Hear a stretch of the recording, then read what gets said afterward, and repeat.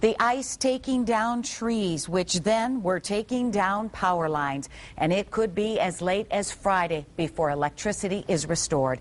Kalamazoo County among the hardest hit by the snow and ice. 24-hour News 8's Joe LaFurgey is live right now in Portage at the Red Cross warming shelter. Anybody there yet, Joe? Yeah, Susie, as a matter of fact, people are starting to filter into the shelter here. You know, you mentioned that number, over 100,000 people without power throughout the state. 41% of them are right here in Kalamazoo County. That is one reason why the Red Cross opened this shelter. We are at Westminster Presbyterian Church, 1515 Helen Street. Helen Street is located west off Portage Road, just south of I-94. This is where the warming center has been set up.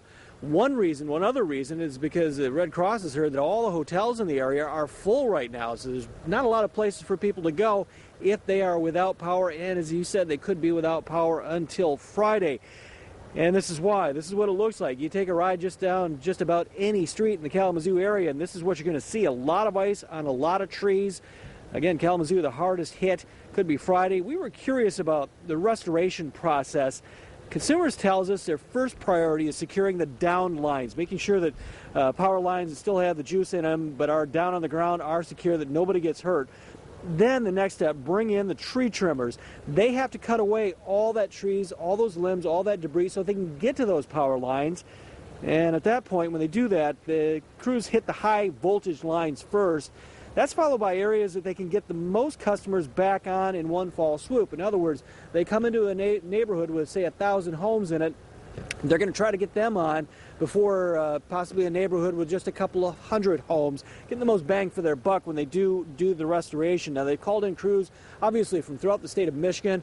They've also called in crews from Ohio and Indiana as well to help with the restoration process. Meantime, some of the folks without power, a lot of them are improvising.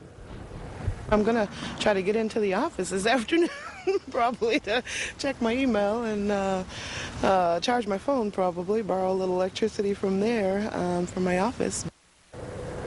Let's show you the numbers for where you live. Again, Kalamazoo County, 46,500 people without power. Calhoun County, 11,200 as of 4 o'clock this afternoon. Branch County, a little over 8,400. St. Joseph County, about 4,300. Van Buren County, 900. Allegan, Kent, dropping under 1,000. Obviously, the further you get up in that area, the snow is the big issue there.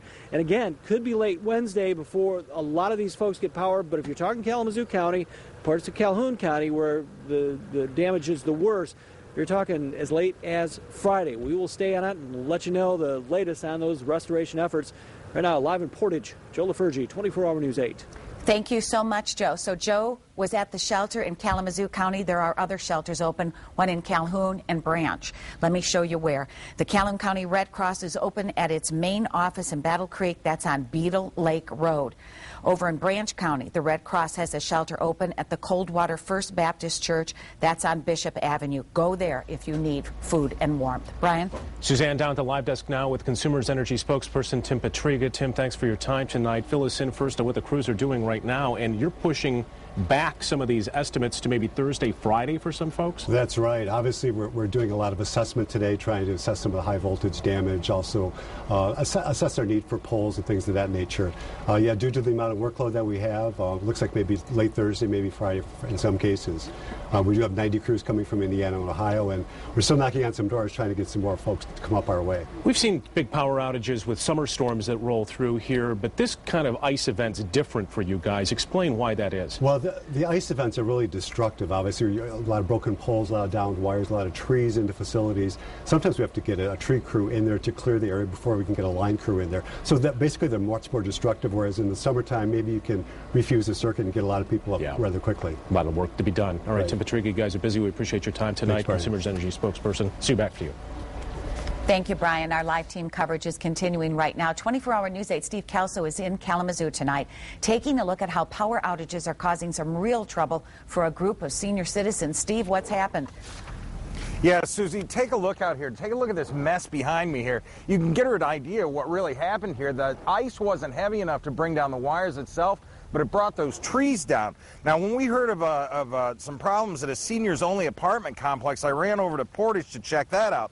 Most of the residents at Spring Manor Apartments have been able to find friends or family to stay with, but those who have serious health concerns that require life support, and some of that life support has to be plugged in, so without the power, they've had to be moved to area hospitals. Most of the folks I talked with today at that complex said they were very frustrated with management there. I couldn't find anyone in the office, and the number they'd listed for residents to call went straight to maintenance. And someone assured me that they'd get a call back to answer our questions, but no one ever did call me back. Residents didn't want to talk on camera, saying that they were afraid of what management's reaction would be. Now, the power expected to be out now. We're hearing maybe till Thursday or Friday. These folks are going to face a really long wait in that cold. Now, we've all heard that the elderly are particularly susceptible to the cold weather. And I did a little research this afternoon. On the average, there are about 700 hypothermic or freezing to deaths in the United States every year. Over half of those happen to the elderly. The elderly can begin to get hypothermic with their thermostat set as warm as 60 degrees. So if you know elderly people out there, take this as a good advice to go out and check out those folks, get them into someplace warm, keep them warm, keep an eye on them, make sure that they have power. We're live in Kalamazoo. Steve Kelso, 24-Hour News 8.